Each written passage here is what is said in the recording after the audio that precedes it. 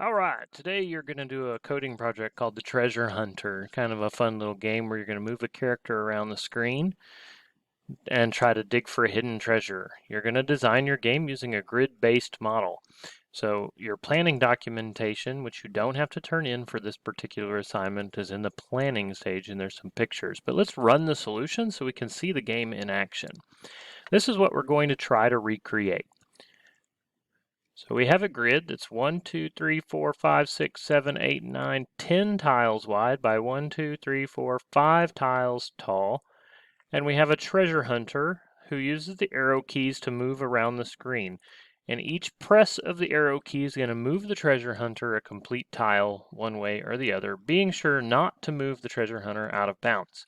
When we press enter, it's going to see if the treasure is there, and it's going to dig the hole. If there's no treasure, it will tell us that we're 6 paces away, and that distance is a combination of the distance to the side and the distance up.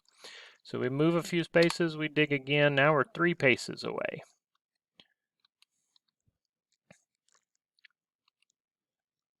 And we're still 3 paces. 4 paces. 2 paces, we're getting closer. 1 pace away. And there we go, we find the treasure. It shows the treasure and we're done. Okay. Now, in order to accomplish this, let's see, let's go. Let me pull up a blank piece of code. All right, so this is what we're working with. We have our TS app library and our random library already imported. We have the window created. The graphics window is 1,000 pixels wide by 500 pixels tall. We have our sprite, it's been created for us already, but is not on the window. And we have a treasure sprite that has been created and is not on the window.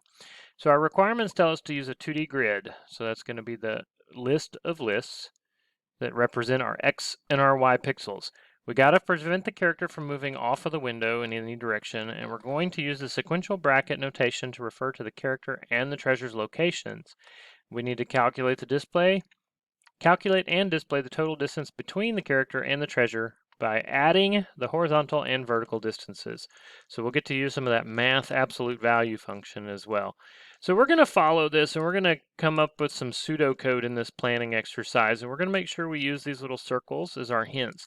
So in this first section, it says that we're going to create the grass sprite grid. And we click on the little hint, and what we see is that the code will create a 2-dimensional list of sprites.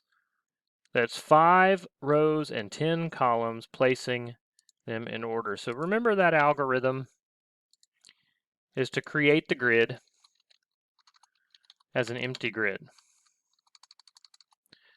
So we're going to create the empty grid. Then we are going to loop through the X's that represent the width of the screen. Then we're going to come inside that loop. So we would tab over and we create the empty column. We're going to stay at that level. We're going to loop through the Y's, which represent the height. Okay, we come inside that loop, and here we are going to add the grass tile. So the project window, we have the dirt tile, this one type of hole. We have another dirt tile, which gives us an alternate hole. And then we have tile grass B, which is our plane. So we would start with tile grass B. So we're going to create a, well, let me put my comment there. Create a sprite using tile grass B.png.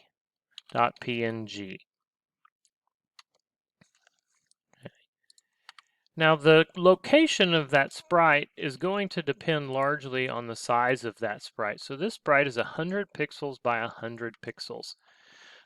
So the positioning of that sprite on the grid by that left corner, the first one's going to go at 0, 0, and the next one's going to go at 100, 0, then 200, 0, and 300, 0, and so on and so on. So the width of the image should be multiplied by its grid number. So that lets us do some pretty simple math in there. So let's go back to our code. There we go. So we're going to position the sprite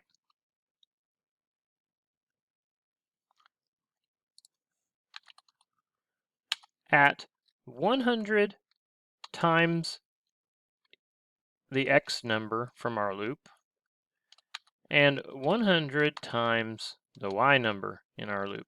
And that should get that grid nice and updated. So after we've created the sprite, we're going to add the sprite to the window. And we're going to add the sprite to the grid. After that loop is done, we're going to back up to the level of the X loop, and we're going to add the filled out column to the grid. And that should take care of our grass grid. Then the next section here, it says we need to create the hunter and the treasure positions. So the hunter and the treasure positions are going to be randomized, but we want to make sure that they stay inside the grid. So we'll start with the hunter. We're going to write some code that will place the hunter in a random position on the board, randomizing grid coordinates where the hunter will be placed. So at this point, we're not really messing with the hunter's X and Y, we're just messing with their grid X and their grid Y. So this is kind of like the sailboat that we did last week. So we're going to say hunter has already been created. So we're going to say hunter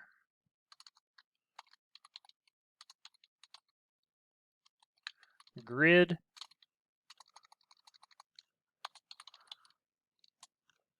X. And you can change that variable name if you want, but we just want to make sure we're not using hunter.x. We're not setting that .x property here. We're creating a new variable that is not their screen position, but their grid number. So the hunter's grid x is going to be some random integer between 0 and there was 10 tiles from left to right. So that's not 1 through 10, but 0 through 9. Then we're going to do the same thing, and we're going to get the hunter's grid y to some random integer between 0 and 4. Okay, that should take care of the hunter's grid location. After we've set that, so the hunter's position and showing up and all of that stuff is going to go down here at the bottom. So we're not going to actually put the hunter on the screen yet. Now we're going to take care of the sprites, the treasure sprites location. And we do want to put it on the screen, but we want to make it invisible. Now, for testing's sake, it would be handy for you to actually print this random number so you can test your code easily. You can always comment that out later. So we're going to do treasure underscore grid x some random number between 0 and 9, and then treasure grid y, again, some random number between 0 and 4. So as you can see, the logic between positioning the hunter and positioning the treasure grid are almost identical, with the exception of this next step, and that's going to be to add the treasure to the window, set the treasure's visibility to false. Okay, so that's going to put it on the window and it's going to make it show up. Now, when we set the treasure to the window, this creates a unique problem, and it's going to actually, we're going to use the same solution for this as we do for the hunter down below. So if I add the treasure to the window between 0 and 9 and 0 and 4, right now that's in pixels. So it's always going to go in that very top left-hand corner. It's going to look really weird. I want those to be grid numbers. So what I need to find is the tile that the treasure is going to be on. So I'm going to create a treasure tile that is equal to whatever my grid is at treasure grid x bracket treasure grid y. So I've read that grid at the grid x and grid y. So whether it's 0, 0 all the way up to 9, 4, somewhere in there will give me that treasure tile. And I want to make sure that the treasure's center point is the same as the green grass's center point. So I can do that using that center property. And I'll say treasure.center is equal to treasure tile.center. So we'll get that tile out in the previous line, and then we'll take that tile center position and make sure that the treasure center and the tile center are the same. Okay, so that'll just pop that treasure box right into the middle. Now the game intro, you can get those instructions. You're just going to be like 4 different print lines. So print lines using the instructions that you can find inside the sample run. So run that sample, copy and paste it out of there, and then do those print lines.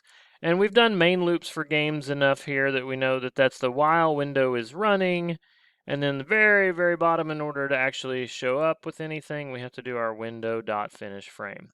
So our movement commands here, this is something we want to take a look at. This is, we want to check for the key press, check for right key pressed.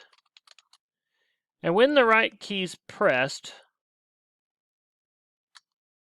we want to say if it's okay to move right. We don't want to always move to the right. We want to check to see if it's okay. So if my treasure hunter is already on tile 9, he can't move to the right anymore. So I might do something like, if my hunter's grid is less than 9, then add 1 to the hunter's grid X. Whatever you chose to name that variable. But we test it. And then if it's not, we're not going to have an else. We're just going to ignore it, which means the key won't do anything. So if he's sitting on 9 already, we can't move him to 10, and we're just going to ignore that. And we'll do the same thing for the left. If the hunter's grid X is greater than 0, and it's okay to move. He's on 1, 2, 3, 4, 5, 6, 7, 8, or 9. He can move to the left. That's okay. Then we'll subtract 1 from the hunter's grid X. Similarly for the up and down, we're going to check to see that he's not already at the edge. So if the hunter's grid Y is less than, so there was 0, 1, 2, 3, and 4. So if it's less than 4, it's okay to move. And we'll add 1 to the hunter's grid Y. If the hunter's grid Y is greater than 0, then we want to subtract 1 to move up. Okay, so all of that, I forgot to mention, all of these are going to have their own little nested key presses. So here we'll check to see if the left key was pressed. And remember, those key presses are under tsapp.K underscore in the key name in all caps. So remember, there's K underscore right, left, and then you can find all of those in your code assist under key press constants right here. So up, down, left, right, and then you'll use the return for the digging. Okay, so the method there was key pressed, and then in the parentheses you give it the key code. Now to update the hunter's position, it's going to be almost identical to the logic we used for the treasure grid right here on line 46 and line 47. As a matter of fact, it's so close, I'm going to copy that out of that algorithm, and I'm going to paste it down here under the hunter's position. So I'm going to create a hunter tile, and it's going to be related to the hunter grid X and the hunter grid Y. And then the hunter dot center is going to equal the same as the hunter tile dot center. I don't have to mess with the visibility because my hunter was visible and added to the window way up here when you added, oh, forgot to do that, add hunter to window. Okay. All right, now the dig command. Check to see if the return key was pressed. All right, and if the return key was pressed, we have to check two things inside there. The treasure's there or the treasure's not. So that's a pretty simple if-else. So if the hunter X and Y, well, hunter's grid X and grid Y matches the treasure grid X and grid Y, then what you'll need to do is print the message that they won. And you probably want to show them the treasure. And that's as easy as set the treasure visible to true. And then down here, else, any other position on the screen,